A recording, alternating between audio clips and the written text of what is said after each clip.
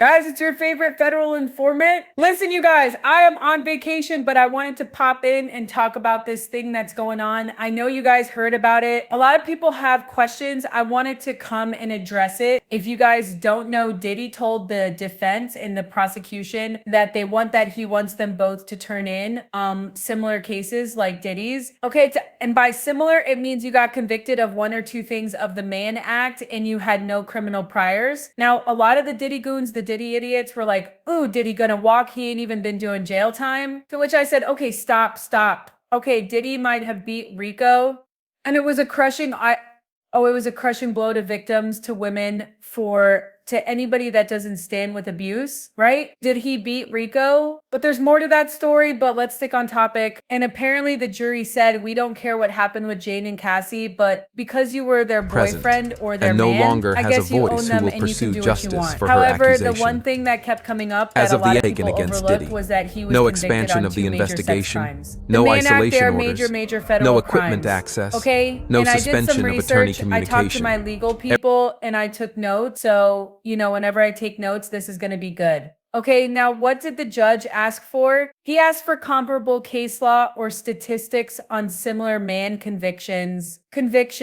Now, first of all, this request is not unusual, but it is never neutral. It usually signals one or two things. One, that the judge is exploring options to justify a lighter sentence or release, especially if they're asking about parole eligibility, probation, or sentencing ranges. Two, the judge is building a case for why Diddy should not get leniency by establishing how others were treated in similar cases. They could argue that letting Diddy off lightly would be inconsistent or unjustified. So the big question, all right, I'm actually being texted like Tesa. So the big question is what context the judge asks us in. And the thing is, if we look at the Diddy case, this is where things get tricky. The judges already denied bail and called Diddy violent. He read him to filth. The judge was not happy, okay, and said his community ties made him more dangerous, not less. So it's going to be hard for Diddy to rebrand himself. The judge also has letters from multiple victims who explicitly said he's a threat and allegedly wielded violence as a means of control. Diddy has access, money, and potential leverage over witnesses, and the judges don't like to be made a fool of. And if Diddy walks and does something shady again, and I think he actually will do something shady again, it reflects directly on the court. And you guys listen, the verdict of the jury threw us for a loop. But the fact that the judge said all this in court and deny bail, I mean, come on. I think we can put two together. This does not look like someone that's looking to cut Diddy a break. And him being able to walk straight with time served, baby, that's cutting Diddy a break. Okay? So why ask about the comparable Mann Act sentences? Okay?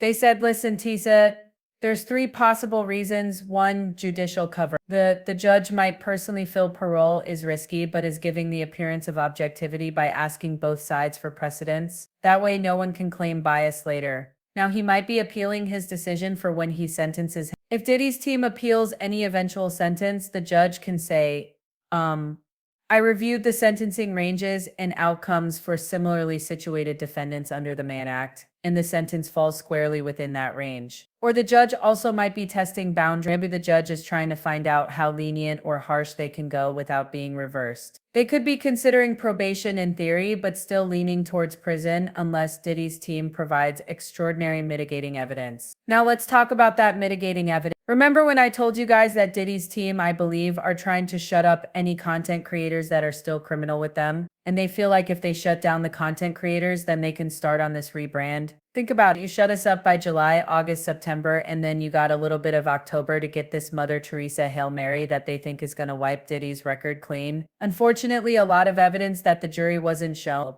A lot of witness statements and affidavit that the jury didn't see. The judge is privy to all that, and all that is going into his decision. Okay? So again, I actually said, but do you really think there is any type of risk of Diddy walking with just parole? I said, no, but I had to take it to the people that actually practice law, and they said, right now, Tisa, it is super low. And I'm like, okay, but why? Because y'all also said it was super low, that he was going to beat the Rico charger. Well, that's not true. They said the Cassie charges were super low. They present, said one, and no the Mann longer Act has a is voice who serious will federal pursue charge, justice for and her even though it's accusation. sometimes used strategically As in of the civil taken or against hybrid Diddy, cases, no judges expansion take of it the very investigation, seriously when no paired with isolation violence and orders, pattern behavior. no equipment Judge access, Aaron, when no did he was suspension of asking attorney for bail, said communication. not only is he violent, but there is a pattern of violence. Public sentiment.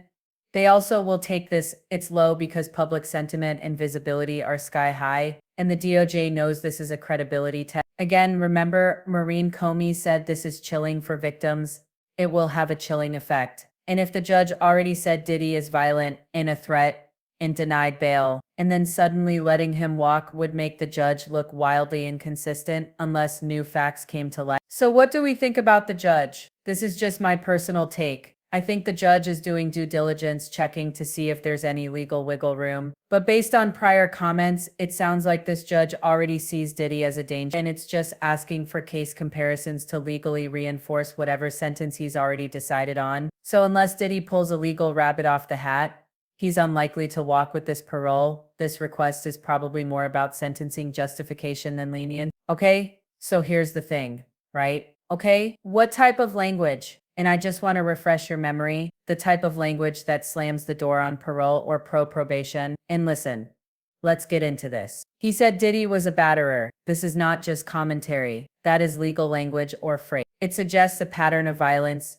not a one-time incident, and the judge is accepting allegations as credible and may be treating them as established facts for purposes of sentencing or bail decision. And it undercuts any claim that did violent behavior is isolated, provoked, or misunderstood. Judges should casually just don't throw out that word unless they want it to stick around on the official record. He also said your client admitted he is violent and tried to preemptively enter a batter program. This is huge because pre-sentencing rehabilitation attempts like enrolling in a battery program are often seen by judges as damage control and not sincere. The fact that Diddy knew to enroll in that program shows consciousness of guilt. He anticipated legal trouble. Admission of violence undercuts any "I didn't do it" or "this was exaggerated" defense. And if the judge believes the admission wasn't just PR but rooted in truth, it justifies custodial sentencing over any community supervision. Okay? Now also the judge said this type of violence comes suddenly, quickly, and with no warning. That's a judicial finding of danger. They said that the phrasing means that the judge believes that he is not in control of his violence and that his behavior escalates. It's impulsive and it's unpredictable. Judges use this language to justify detention, especially in bail or sentencing memos. It also implies that even if he's calmed down, he could explode at any moment, which is true, and we can't risk that in the community. That is a direct argument against probation. Now, when you hear all that, I have to ask you, does this sound like a judge that's gonna let Diddy? I mean, let's be serious. Even though I'm scared for the Diddy goons. What are they gonna do? Hold a visual be standing outside with a boombox begging for him to be let out of jail. I can't wait to see this. They said so again. I don't think it, or actually absolutely not. If anything, a judge is building a sentencing record that says even if this man has money, power, and influence, he is violent, he is dangerous, and he is incapable of safely existing in the community. He tried to game the system with a batter program. He admitted what he did, and I'm not playing along. Again, these statements make it legally and politically almost impossible for the judge to grant parole without massive backlash or risk if Diddy reoffends or contacts a victim after release. It's on the court. This isn't a judge looking for an excuse to show mercy. It's a judge locking in a narrative of violence, manipulation, and danger. Any future sentencing or probation denial can be backed by this exact language. So unless something drastic changes, probation or parole is extremely unlikely. You're watching a legal system slowly setting the foundation present, for a multi-year and no longer has a custodial voice sentence, who will or at the pursue very justice least, for her strictly accusation. monitored. Okay? As of the taken Strictly against Diddy, strictly no monitored, expansion of the investigation, movements. Again, no listen, isolation at orders, the end of the day, no equipment I access, don't know. It no is what it is. suspension We of are attorney expecting that Diddy communication. will actually do some jail time. I don't think that the judge is actually going to take the time and go through all this and make all these notes just to let him out on the public. Now, will Diddy really offend? That's a different subject. I 100% think thinks he will, but you never know. Maybe in Mark Agnifilio's loving arms, he has found a new version of himself, because we know that Mark is doing his best to uplift that man. Anyway, y'all let me know what you think in the comments. I'll talk to y'all later.